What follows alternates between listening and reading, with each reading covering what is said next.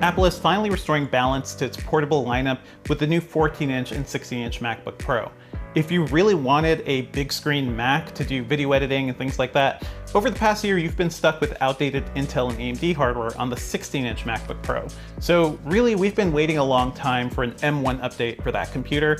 If you'll remember, 2 years ago when I reviewed it, I called it the best Apple laptop ever. So yeah, it's about time we've got something better. And it's worth remembering, for all the hype around the M1 chip last year, that thing was really geared towards mainstream consumers. Creative professionals, they were kind of let down by it. That chip couldn't really handle heavy-duty audio and video editing, and it was also capped at 16 gigabytes of RAM. So if you're actually dealing with big media files, you're definitely going to need more than that. Apple's redesigned MacBook Pros are exactly what creative professionals have been waiting for. They're far faster than last year's M1 chip, they support up to 64 gigabytes of RAM, and they borrow a lot of the technology from the iPad Pro's XDR displays. So overall, these are really strong packages. Apple also looked backwards a bit as it stepped forwards, and it brought back some older ports that a lot of people have wanted, and it also went back to design that's more reminiscent of some of its older computers. Just call them the PowerBooks Reborn.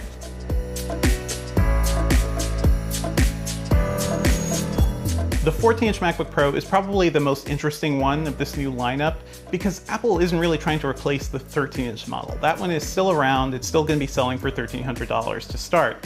But the 14-inch is basically a shrunken down version of the 16-inch laptop. You know, they can do exactly the same things. They both can run the M1 Max chip. They can, both support up to 64 gigabytes of RAM. The only difference is the high power mode, which is something that'll let the 16-inch with the M1 Max chip just get a little bit of a speed boost in certain situations. Overall though, the capabilities of the 14-inch model is really what let me come to terms with its high $1999 starting price. The 16-inch MacBook Pro starts at $2499, which is $100 more than the old Intel model. Both notebooks still look like MacBook Pros. They've still got, unibody aluminum cases, but overall you'll notice they're a little different. They're a little more bulbous and a little more thick. The edges more resemble the old PowerBooks and, the laptops we were seeing from Apple throughout the 2000s. They're also a bit heavier than you'd expect. The 14-inch model clocks in at 3.5 pounds, while the 16-inch goes between 4.7 and 4.8 pounds, depending on the type of CPU you get. That's about a half pound heavier than the old 16-inch laptop. All of that heft makes the MacBook Pros more functional though. It allowed Apple to cram in more ports, including 3 Thunderbolt 4 USB-C connections, a full-size HDMI port, a MagSafe power connection, a high-impedance headphone jack, and an SD card reader. Personally, I'm just thrilled about the SD card reader coming back. And sure, you'll still need some adapters to plug in your old USB Type-A devices, but hey, at least you won't need something special just to offload video or photos or something. You can still charge up these computers over USB-C, which is a nice feature to have in a pinch, but I still prefer the MagSafe connection. First of all, that breakaway is just really nice because it means if somebody trips on it, they don't send your laptop crashing, and it's nice not to just take up a very valuable USB-C port just for power. Looking at the MacBook Pro screens makes it clear they're anything but retro though. They feature 14.2-inch and 16.2-inch Liquid Retina XDR displays, respectively. Mini LED backlighting lets them reach up to 1600 nits of peak brightness, which is great for HDR content.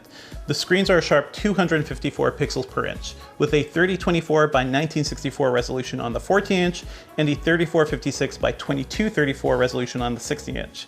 Neither are true 4K, the 16-inch comes pretty close, but you'll still be able to work on 4K and 8K content at a reduced scale. Best of all, both of these MacBook Pros also support ProMotion, which is Apple's technology that enables refresh rates up to 120 Hz.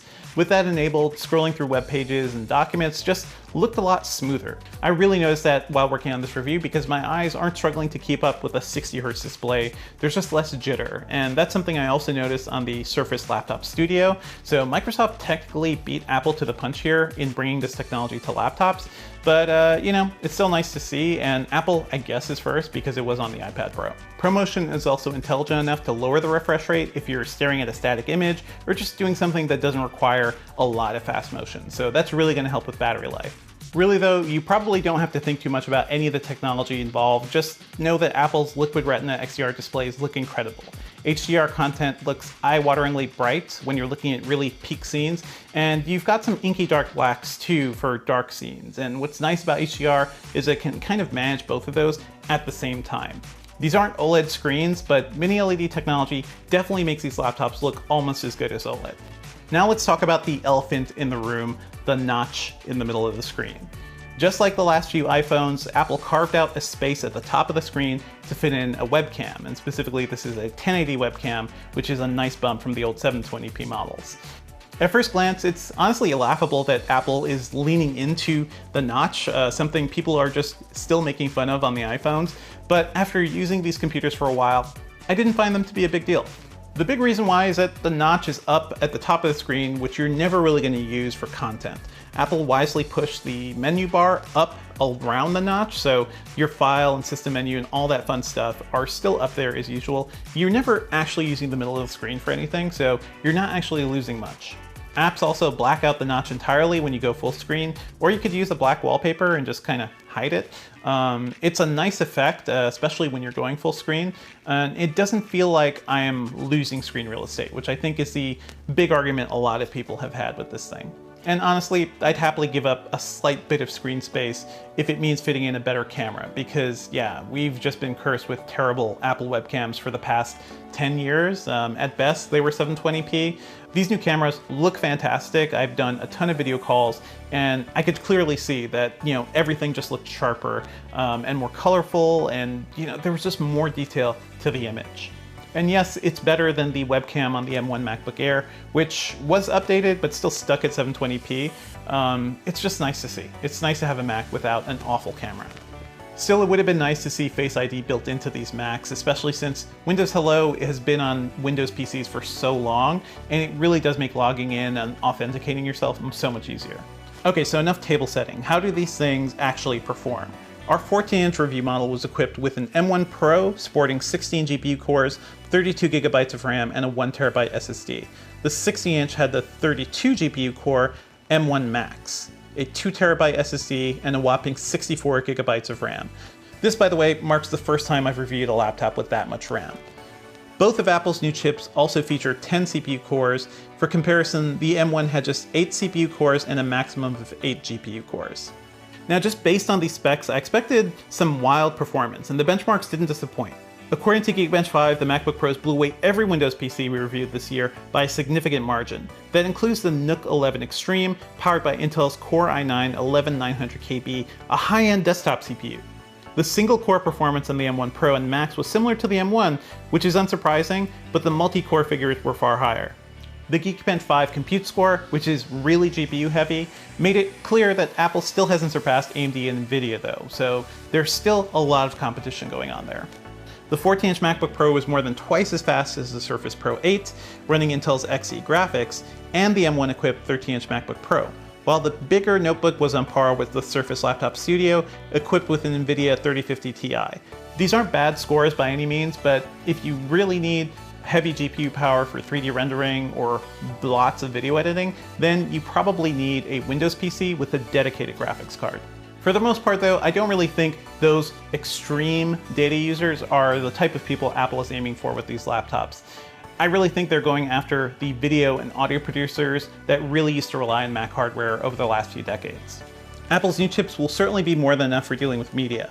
Both computers managed to convert a 4K video clip to 1080p in 34 seconds with Apple's Video Toolbox hardware encoder, which is 4 seconds slower than the Nook 11 Extreme, but 4 seconds faster than the XPS 15. They were also among the fastest Cinebench R23 performers we saw this year.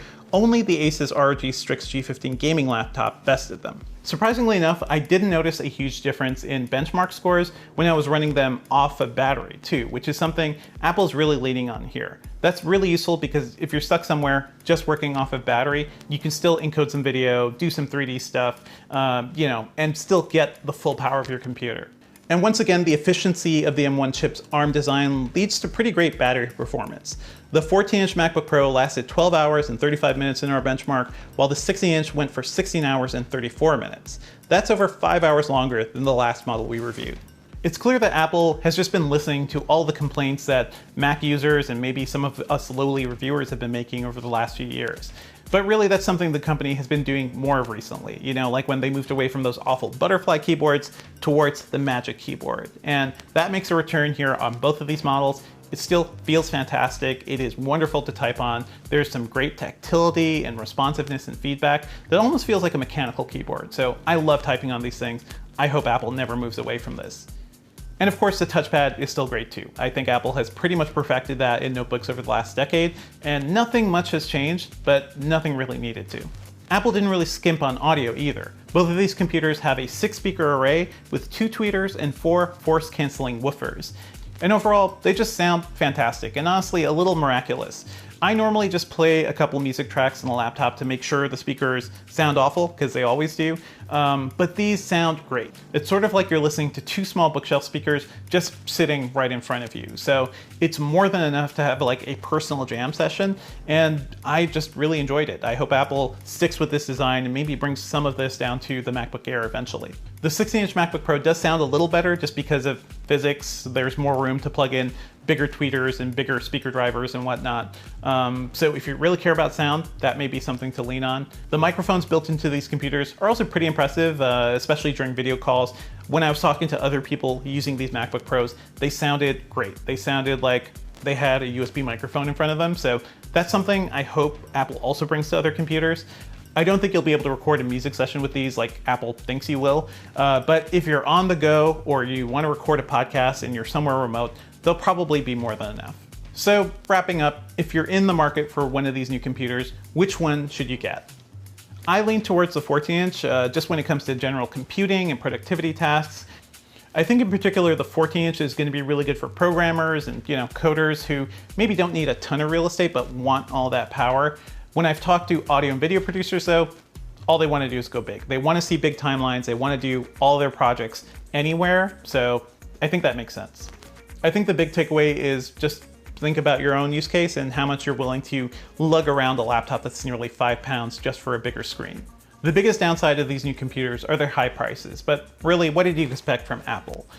The 14-inch model in particular will probably give you the vapors if you're comparing it directly to the 13-inch, which starts at $1299. The 14-inch at $1999 is just a lot more, but as we've explained, it does a lot more too. The Razer Blade 14 is just a few $100s less than the MacBook Pro 14-inch, and on the bigger front, the XPS 15 is about $500 less than the MacBook Pro 16-inch for a comparable spec. But once you start adding in a faster CPU and maybe more RAM, those prices also start to equalize. So these computers are really just meant for people who want to spend a lot of money to do their work faster, because ultimately that's more valuable to them. Basically, if you're a creative professional with a large budget for a new computer and you want something that's genuinely going to speed up your workflow, these new MacBook Pros are exactly what you've been waiting for. Stay tuned to Engadget.com for more of our Apple laptop reviews and really all of our laptop reviews. If you dug this video, be sure to like and subscribe.